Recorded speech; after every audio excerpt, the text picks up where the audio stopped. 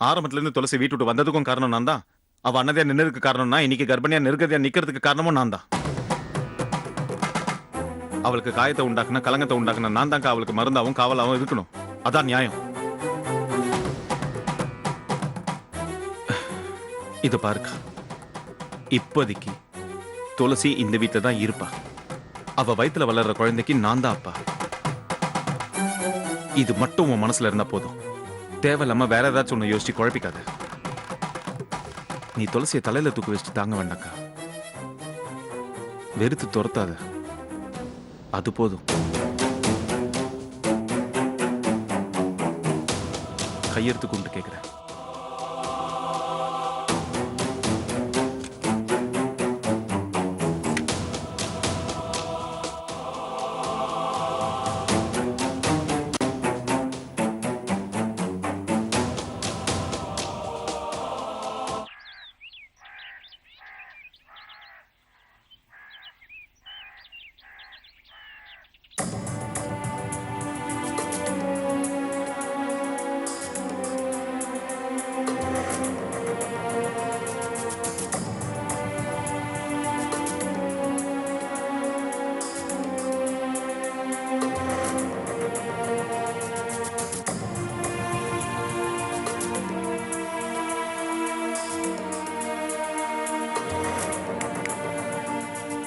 ஏன் அந்த இட்லி கூட மல்யுத்தம் பண்ணிட்டு இருக்கிற? சாப்பிடு. அட தாமரை, சாப்பிட. அப்படி என்ன யோசனை? வேற என்ன யோசனை? எல்லாம் அந்த துளசிய பத்தின யோசனை தான். எதுக்குமா தேவலாம அவளை பத்தி யோசனை பண்ணிட்டு இருக்க? பாவம், அவளே பழச மொத்தத்தையும் மறந்து போயிட்டா. அவதான மறந்தா, நான் மறக்கல. நேத்து நைட்டு முழுக்க எனக்கு தூக்கமே இல்ல. எல்லாம் அவ நினைப்பாவே இருந்தது. எனக்கு என்னமோ அவ நடிக்கிறான்னு தோணுது. நடிக்கிறாளா? ஆமா, பழச மொத்தத்தையும் சுத்தமாவும் மொத்தமாவும் மறந்துட்ட மாதிரி நடிக்கிறா. இல்ல கடவுளே, இல்ல என்னதான் உன் பிரச்சனை? ஏன் துளசி வச்சதுல நீ எப்படி இருக்கா? அவ சொல்றது எதுவுமே நம்ப மாட்டியா? இல்ல ஏதாவது ஸ்பெஷலா கோயிலுக்கு போய் நம்பவே கூடாதுன்னு கற்பனை அடிச்சு சத்தியம் பண்ணிட்டியா? நான் என்ன சொன்னாலும் உங்களுக்கு குத்தலாவும் குத்தமும் தான் இருக்கும். அத்த, நீங்க சொல்லுங்க. ஐயோ வேணாம்ப்பா, நீங்க எனக்காக ஏதாவது சொல்ல போய் அதுக்கப்புறம் இவங்க ரெண்டு பேரும் உங்க கூட மல்லுக்கு நிப்பாங்க. ஏய் சொல்லுடி, நீ சொல்லுடி. நானா? ஒன்னத்தான். நீதான் ரெண்டு டீமா இருக்கிற இந்த வீட்ல நடு நாயகமா இருக்கிற ஆளு. நீ சொல்லு, துளசி நல்லவளா கெட்டவளா?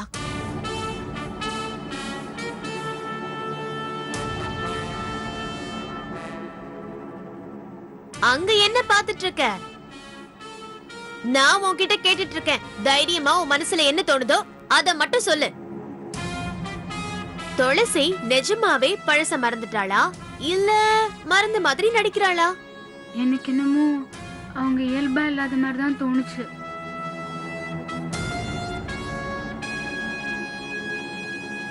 பழச மறந்த மாதிரி நடிக்கிறாங்களான்னு தான் தோணுது.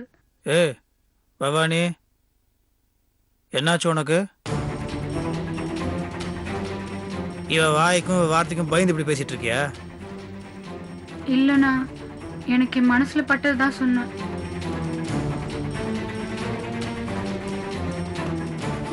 அப்புறம் என்ன? நியாயத்தின் பக்கமும் நீதியின் பக்கமும் நிக்கிற உங்க அருமை தங்கச்சியே சொல்லிட்டா அவ நடிக்கிறான்னு. ஏன் நடிக்கிறா, எதுக்கு நடிக்கிறான்னு நான் சொல்லட்டுமா? கல்யாண மண்டபத்துல வச்சு நான் உத்தமி, கடற்கரையில செல வைக்கிறதுக்கு முழு தகுதியும் எனக்கு இருக்குங்கிற மாதிரி நடந்துகிட்டவ இப்போ அவனுக்கே மனைவியானா என் வாய் சும்மா இருக்குமா? இல்ல அத்தை வாய் தான் சும்மா இருக்குமா? நானும் அத்தையும் அவளை வானலில போட்டு வறுத்தெடுத்துற மாட்டோம். அதுக்கு பயந்துதான் அவ இந்த பழச மறந்த நாடகத்தை போட்டுக்கிட்டு இருக்கா. பழச மறந்த மாதிரி நடிச்சுட்டா நானும் அத்தையும் அவமானமா பேசாம ஐயோ பாவம் அப்படின்னு சொல்லிடுவோம்ல, அதுக்காக தான் இப்படி ஒரு பில்டப் நாடகம் எல்லாம். ஐயோ தாமரை, சத்தியமா சொல்றேன், இவ்வளவு கேவலமா யாருனாலையும் ஸ்கிரீன் பிளே பண்ணவே முடியாது. இதுக்காக தனியா நீ டியூஷன் போறியா? நார்மலா இந்த மாதிரி யாருனாலும் யோசிக்கவே முடியாது. இதுக்கெல்லாம் ஒரு தனி மூளை வேணும். அது உங்ககிட்ட தான் இருக்குன்னு நினைக்கிறேன். ஐயோ கடவுள். சரி, இப்போ நீ சொன்ன கதைக்கு நான் வரேன். நீ அம்மாவும் இது வரைக்கும் துளசி அவமானப்படுத்துனதே கிடையாதா? இதான் ஃபர்ஸ்ட் டைம் பண்ணுறீங்களா? ம், ஓகே. இப்போ நீங்கள் அவமானப்படுத்துறீங்களா, அதோட வலி வேதனை ஒரு நாளைக்கு இருக்குமா, இல்லை ஒரு வாரத்துக்கு இருக்குமா, இல்லை ஒரு மாதத்துக்கு இருந்துட்டு போட்டுமே, அதுக்கப்புறம் மறந்துடும்ல? இல்லை இதுக்காக ஒருத்தி ஒரு லூஸு மாதிரி வாழ்க்கை நடந்தெல்லாம் மறந்து போன மாதிரி அந்த மாதிரிலாம் நடிப்பாள? ஏன் சாப்பிடு. ஆனால் ஒரு விஷயம் சொல்கிறேன், இந்த மாதிரி ஒரு கேவலமான நினைப்பு சீரியஸாக ஒன்றை தவிர வேறு யாருக்கு இந்த யோசனை வரவே வராது. மாமா, நீங்க என்ன தண்ணிலை விளக்கம் கொடுத்தாலும் சரி, நான் சொன்னதுதான் நிஜம். துளசி விஷயத்துல இதுதான் நடந்துகிட்டு இருக்கு. சரி, வழிக வரேன். ஓகே, துளசி நடிக்கிறானே வச்சுப்போம். இல்லை நடிக்கிறா, ஏன்பா துளசி நடிக்கிறாப்பா, எல்லாம் படசம் மறந்த மாதிரி நான் வீட்டு நடிச்சிட்டு இருக்காப்பா. ஓகேவா? அதனால உனக்கு என்ன பிரச்சனை? Do you have a problem? உன் ப்ராப்ளம் என்ன? அதில் அவன் நடிச்சா நடிச்சுட்டு போட்டுமே. எங்கே உன் புருஷனை அவள் பங்கு போட்டுருன்றதுக்கு அவள் இருக்க இடம்லாம் தேடி தேடி போய் அவளை அவமானப்படுத்தி அசிங்கப்படுத்தினால இப்போ அதுக்கு வேலையே கிடையாது. ஏன்னா இப்போ வெறும் துளசி கிடையாது, இன்னொருத்தனோட பொண்டாட்டி. நான் நினச்சாலும் அவகிட்ட போக முடியாது, அவன் நினச்சாலும் என்கிட்ட வர முடியாது. உன் ரூட்டு கிளியர் இல்லை. அப்போ நீ சந்தோஷமா இரு. சந்தோஷம்தான், இருந்தாலும் ஏன் எங்க 2 பேர்கிட்ட அவ அப்படி நடிக்கிறான்னு தான் எங்களுக்கு புரியல. பயம்மா பயம். உங்க 2 பேரையும் அவ மனுஷியா பார்த்திருந்தா பயந்துருக்க மாட்டா. உங்க வாய்க்கும் வார்த்தைக்கும் பயந்துதான் ஒருவேளை நீங்க சொல்றபடி நடிக்கிறாளோ என்னவோ.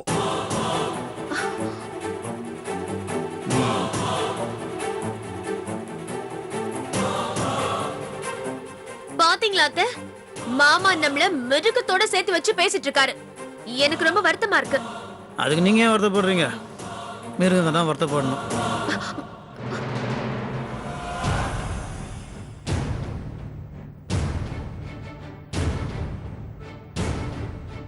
தாமரை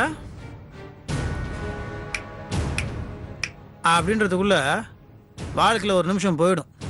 போன அந்த நிமிஷம் திருப்பியும் வராது.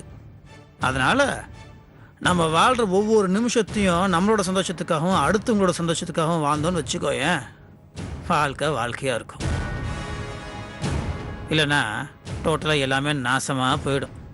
இப்படி பஜாரி மாதிரி கையா முய்யான்னு கத்திக்கிட்டு சிஐடி சங்கர் வேலைலாம் பார்த்துட்டு இருந்தேன்னு வச்சுக்கோயேன், வேஸ்ட்டு, லைஃபே வேஸ்ட்டாக போயிடும். இது உனக்காக மட்டும் சொல்ல.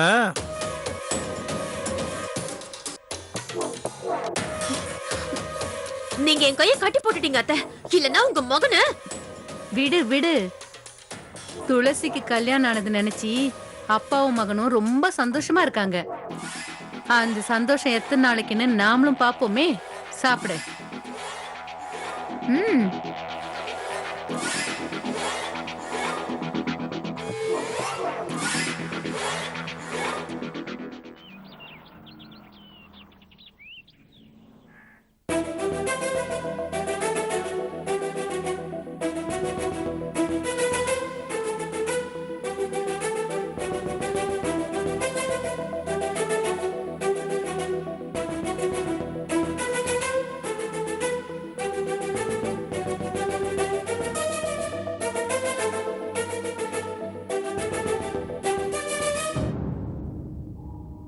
என்ன வினோத், என்ன யோசனையில இருக்கீங்க?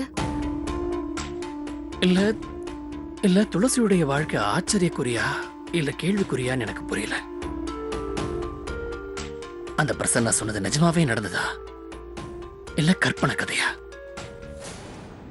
தெரியல. நீங்க எப்பவுமே ஒரு அட்வொகேட்டாவே யோசனை பண்றீங்க. ஒரு சாதாரண மனுஷனா யோசிச்சு பாருங்க. அவருதான் நான் துளசி மனச மாத்திட்டேன், அவ என்ன மேரேஜ் பண்ணிக்கிட்டா, வர வழியில எங்களுக்கு ஆக்சிடென்ட் ஆயிடுச்சு, அதுல பழைய நினைவெல்லாம் போயிடுச்சுன்னு தெளிவா சொன்னாரே. என்ன பத்மா சொல்ற? சிம்பிளா நான் ஒரே ஒரு கேள்வி கேட்கிறேன், அதுக்கு பதில் சொல்ல முடியுமா பாரு. அந்த பிரசன்னா துளசி அவனை கல்யாணம் பண்ணிக்க சம்மதிச்சுதான் சொன்ன காலகட்டம் எது?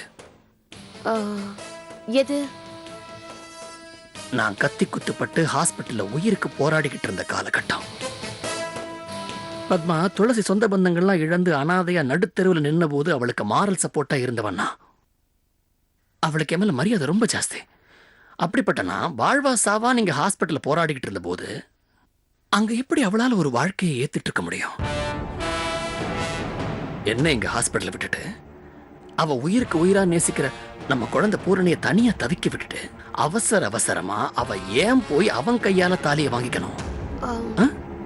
No no. நல்லா யோசிச்சு பார்த்ததுல எனக்கு என்னமோ ரெண்டு விஷயம் தான் நடந்திருக்கும்னு தோணுது. ஒண்ணு, துளசி தன்னை காப்பாத்திக்கிறதுக்காக இந்த கல்யாணத்தை பண்ணிருக்கணும்.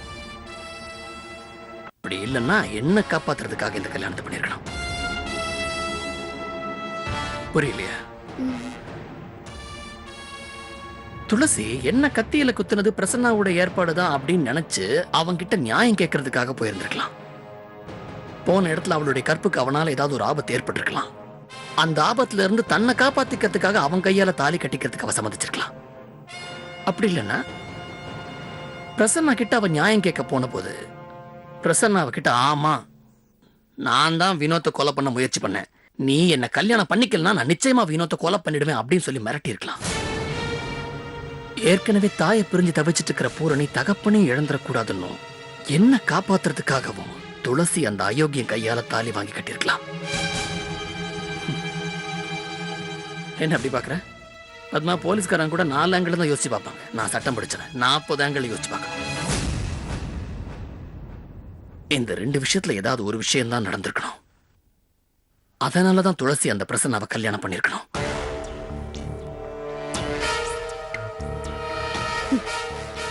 வினோத், எனக்கு என்னமோ நீங்க ரொம்ப ஜாஸ்தியா கற்பனை பண்ணிக்கிற மாதிரி தோணுது. இது கற்பனை இல்ல பத்மா, இதுதான் நிஜம். இதுதான் நிஜம்னு நான் நிரூபிக்கிறேனா இல்லையா பாரு. அது மட்டும் இல்ல, அந்த பிரசன்னா பேசும்போது நான் அவனை ரொம்ப கூர்ந்து கவனிச்சேன். அவனுடைய பேச்சுல பொய்யான வார்த்தைகள் தெரியுது. அவனுடைய சிரிப்புல ஒரு கள்ளத்தனம் தெரியுது. I know him. அவன் ஒரு போலித்தனமான போர்வையை தன்னை சுத்தி போத்திக்கிட்டு ரொம்ப உஷாரா நாடகம் ஆடிட்டு இருக்கான். நான் விட மாட்டேன், நான் அவனை விட மாட்டேன். கூடிய சீக்கிரம் அந்த போலியான போர்வையை உருவி அவன் எப்படிப்பட்ட பொய்யான ஆளுங்கிறத இந்த உலகத்தை முன்னாடி நிரூபிச்சு காட்டனா இல்லையா பாரு. I will do that. Anyway, உனக்கு நான் ரொம்ப கடமைப்பட்டிருக்கேன். Thank you so much. யாருமே இல்லாம அனாத மாதிரி நாங்க 2 பேரும் நின்னப்போ நீ எங்க கூட இருந்தது ரொம்ப சந்தோஷம். இது நான் என்னைக்கும் மறக்க மாட்டேன். இனிமே நான் பாத்துக்கிறேன், நீ போலாம்.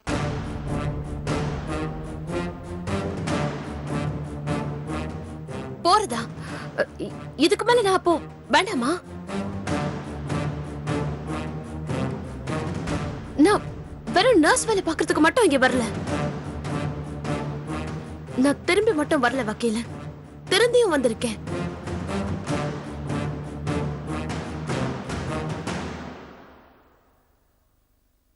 நான் இதுக்கு மேல உங்க 2 பேரையும் விட்டு போறதா இல்ல வக்கீல. நல்லா உணர்ந்துட்டேன். உங்க 2 பேரோட அருமையும் நான் நல்லா உணர்ந்துட்டேன். இப்ப நான் நிக்க கூட நிழல் இல்லாம இருக்கேன் வக்கீல். எனக்கு உங்களை விட்டா வேற போக்கிடும் தெரியல. நான் உங்க கூடயே வரேன். என்ன தெருவிலே விட்டுட்டு போயிடாதீங்க வக்கீல்.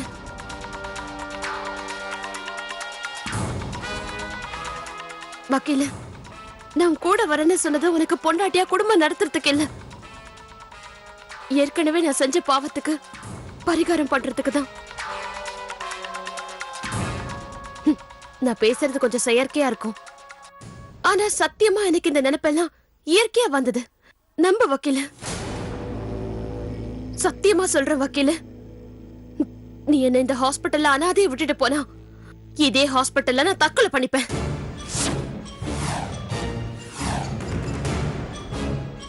பத்மா என்ன பேசுற? இங்க பாரு, நீயும் நானும் இப்ப புருஷ பொண்டாட்டி கிடையாது. நாம பிரிஞ்சிட்டோம்.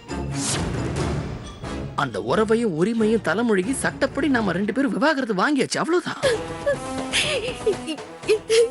இல்ல வக்கீல, அது நானா தேடிக்கிட்ட பைத்தியக்காரத்தனம்.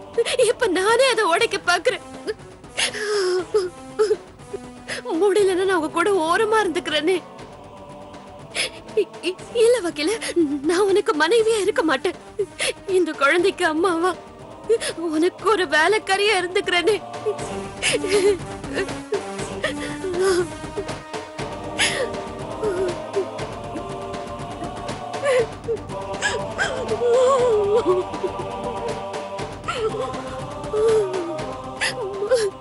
இங்க பாருங்க, உங்க சட்டம் தண்டனை கொடுக்கறது எதுக்காக?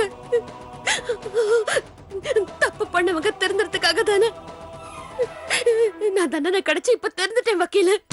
என்ன ஏத்துக்கோ வக்கீல, என்ன ஏத்துக்கோ. பத்மா என்னது பத்மா, ப்ளீஸ் பத்மா. ஏத்துக்கோ வக்கீல. வக்கீல, இதுக்கு மேல நான் கண்டிப்பா ஒழுக்கமா இருக்கேன் வக்கீல. உன் நிழல கூட நான் தொட மாட்டேன். இந்த குழந்தைக்கு நான் வெறும் அம்மாவா இருக்கேன் வக்கீல.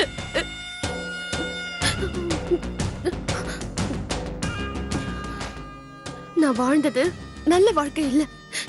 இதுக்கு மேல நான் நல்ல வாழ்க்கைய வாழ விரும்புறேன். என்ன விட்டுட்டு போகாதீங்க.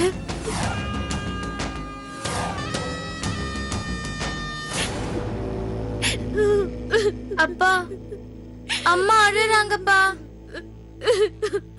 அம்மா அழுறத என்னால பார்க்க முடியலப்பா. அம்மாவை அழ வேணான்னு சொல்லுங்கப்பா. அம்மாவை கூட்டிட்டு போறேன்னு சொல்லுங்கப்பா. அப்பா, அம்மா திருந்துட்டாங்கப்பா. அம்மா திருந்துட்டேன்னு என்கிட்டயே சொல்லிருக்காங்கப்பா.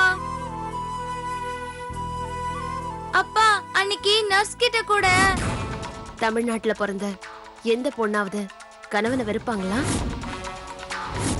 எனக்கு இவன் தான் ரொம்ப இஷ்டம் மட்டும் அல்ல, நான் அவர் மேல உயிரையே வச்சிருக்கேன். அவர் இல்லைன்னா நான் இல்ல சிஸ்டர். அம்மா நம்ம கூட வரட்டும்பா. வந்தா எனக்கும் சந்தோஷமா இருக்கும்பா.